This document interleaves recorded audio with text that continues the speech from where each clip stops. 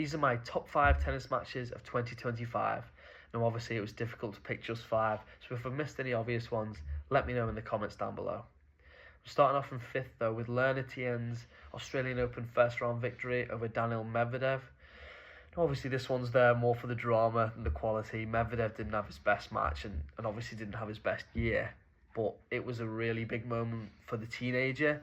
He was 2 sets to love up, then got pegged back to 2 sets all, and many probably would have thought the established player would have gone on to win at that point, but he managed to win a 5th set deciding tiebreak, and in front of basically an empty stadium at 3 a.m. in the morning, he secured his spot in the second round. It kind of backed up that he's one not to be forgotten after Fonseca had stolen all the headlines early on with his win over Rublev. So I think this match definitely deserves its place in and around the top 5. Moving into 4th, I've gone with Barbora Krejcikova's 4th round US Open win over Taylor Townsend. Obviously, Townsend dominated all the headlines before this. It had been a fairy tale run for her at home Grand Slam, and there was obviously a little bit of a controversy earlier in the tournament with the Yelena Ostapenko situation. She was probably expected to win this match against an injury-prone Krejcikova, who had said 4 months ago she wondered if she'd ever play again because of her back injuries. She saved 8 match points in a second set tiebreak, won that set, and came from a set down to win the match. I think it's definitely worthy of its place in the top 5. So moving on to number 3, I've gone with Amanda Anisimova's win over Naomi Osaka in the US Open semi-final. Again, a match kind of decided by tiebreaks. Osaka won the first, and then the second went to a tiebreak. Obviously, it can go either way, but the way Anisimova just locked in, won that tiebreak, and then almost cruised to the match to reach her 2nd straight Grand Slam final, to come back from that Wimbledon final to perform like she did in New York in her home Grand Slam. I just think the quality of her serving and obviously the backhand was just another level, and I do think she'll be winning Grand Slams in the next few years. But that moves us on to the top 2. Second, I've gone with Madison Keys' win over Iga Swiatek in the Australian Open semi-final. This is the perfect blend of drama and quality. Going in, Iga Swiatek was obviously expected to win. This was before she'd had her slump and obviously didn't win Roland Garros.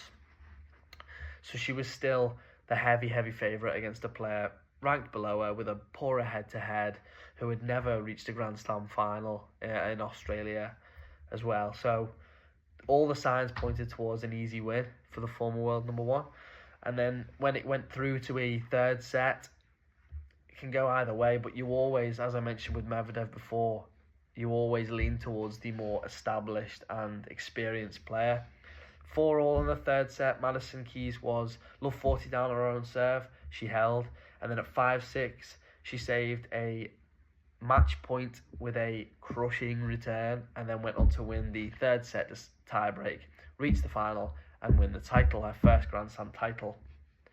I think it's definitely a top 3, but I've put it in 2nd, and in 1st, what else? It was obviously going to be Carlos Alcaraz's win over Jannik Sinner in the Roland Garros final.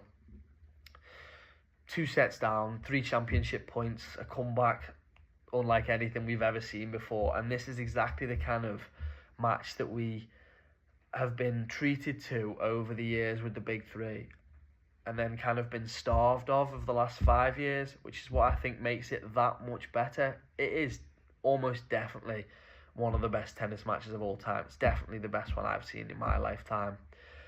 I think it's an easy number 1 for this year. It will fight for number 1 spots in all-time matches.